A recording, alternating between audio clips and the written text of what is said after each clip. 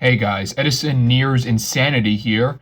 I'm going a little crazy, making very bad decisions with my money and what I'm grading and what I'm buying and what tier that I grade at.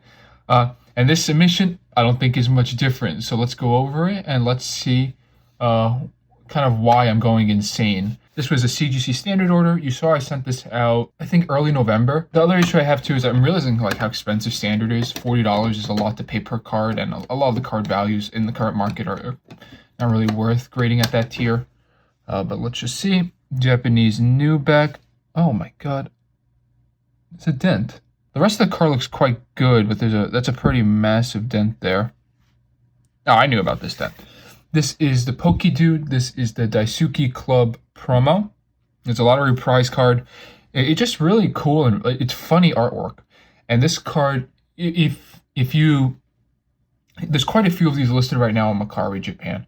And a lot of those, if you click them, they're very, very rough. They're pretty much all have either dents or widening. But this one looked incredibly clean from the photos. I don't think the photos showed me that there was this massive dent. So I think I somewhat overpaid based off of because it was just like the card laying down flat. So I think I kind of overpaid there because I thought it was a little bit cleaner. But honestly, a 6.5 and having that dent, that's fine. Actually, that's completely fine because look, the corners and edges got 6.5. So even if that surface was like a 8, even if the surface was a 9.5, I'm pretty sure the card could only be a 7 at the greatest. So not statistically not a huge difference in grade, and especially with cards like this, the value for them just comes in the rarity more so than anything. And I don't know, this was just a card that I really liked, and it just presents really beautiful in that CGC slab. So I'm happy with that grade.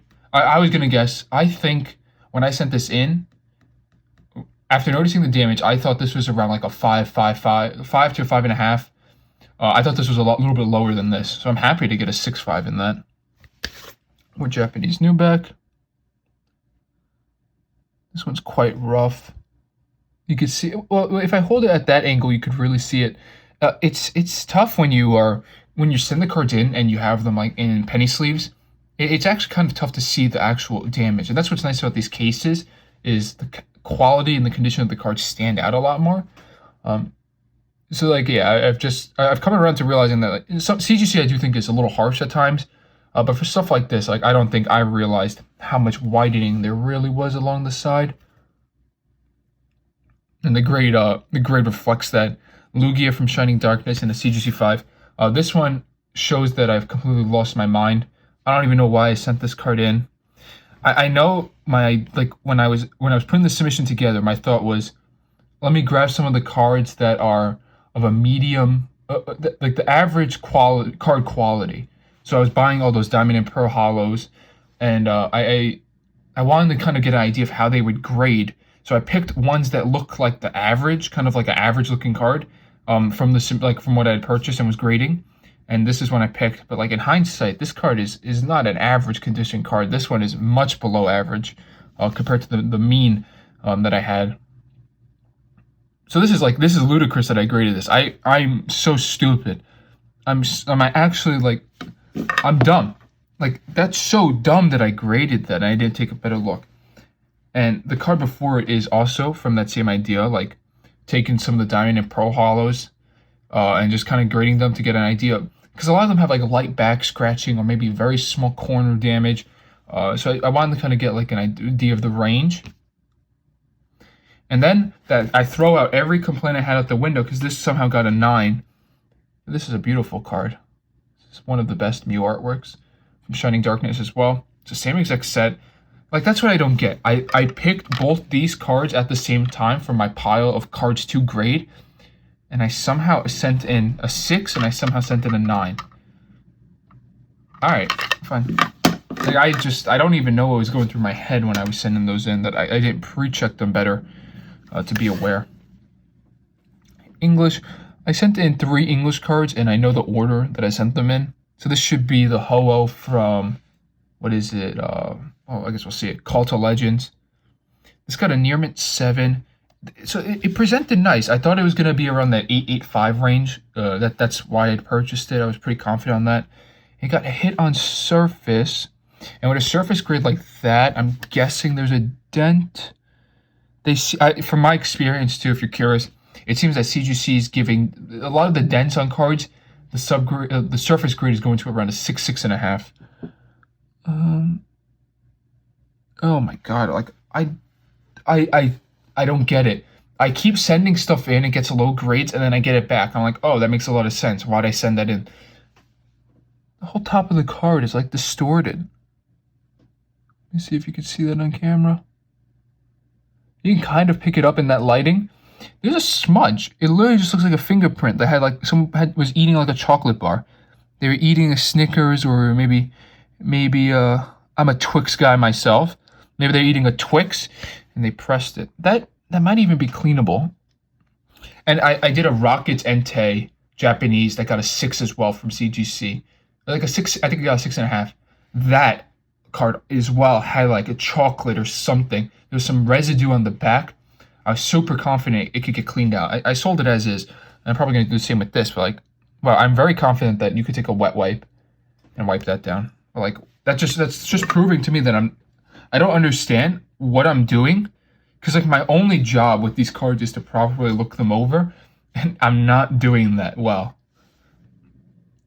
This is the same card. These were both pretty. These were like I thought both of them would be around the 8.85 range. This one got pretty much where I thought. A 7 on surface. I don't think a 7 means a dent.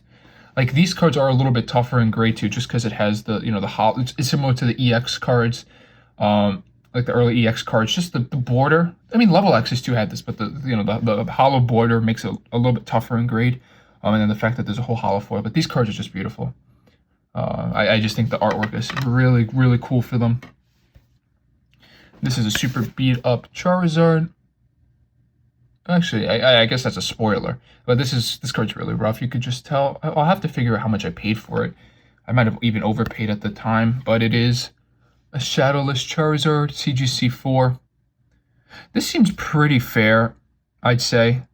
I had a BGS 5.5 Shadowless Charizard, but I would say that BGS 5.5 was a little bit nicer, was quite a bit nicer, because this just has a lot of edge wear towards the top. Like, look at that. Just lots of wear all throughout. The corner is lifting there. I think both those corners are lifting.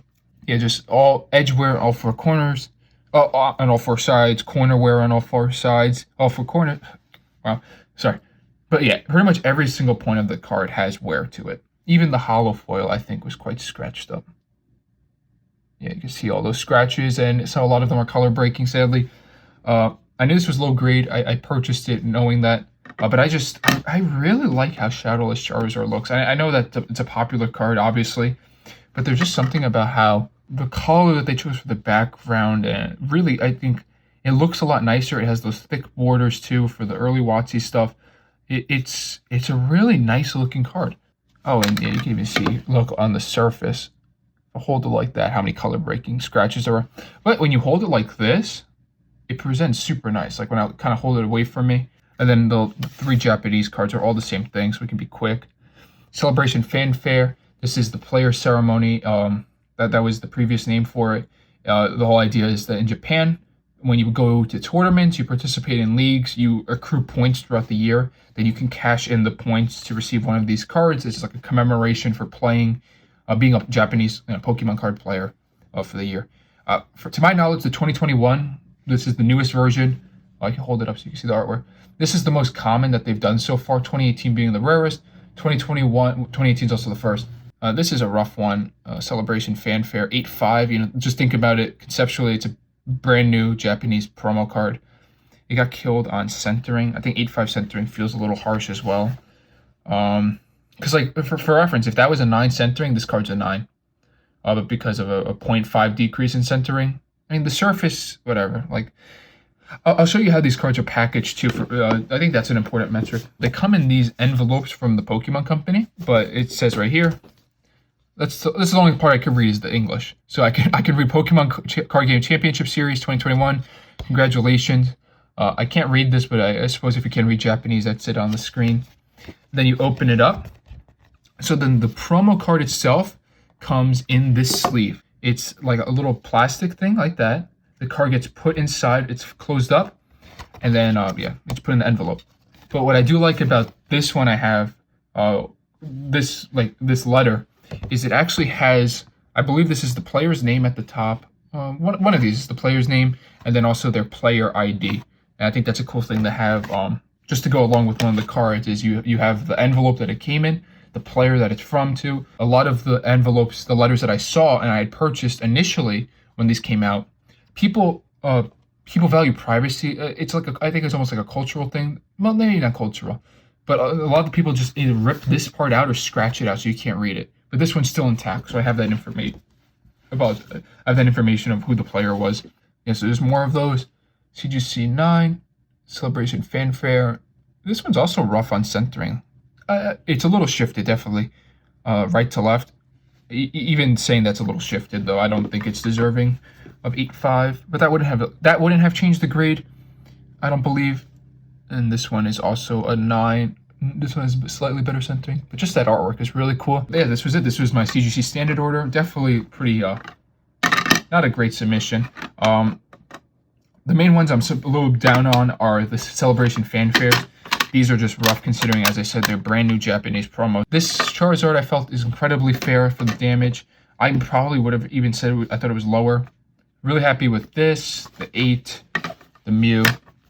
And then these two are just kind of failures on my end to properly pre-check cards. Those are the outliers from this mission, but they're also, I'm very aware that I did not do a good job checking those. But yeah, that's it. And yeah, if you are interested in any of these, I hate to plug it as always, but check out islecollectibles.com. Link is in the description as well. And yeah, thanks for watching. Have a nice one.